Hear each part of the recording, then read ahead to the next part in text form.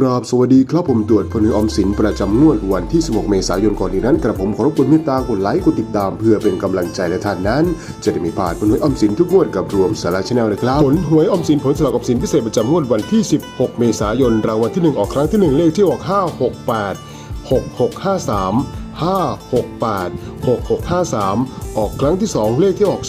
427 8121 427 8121รางวัลเลข3ตัวบนออก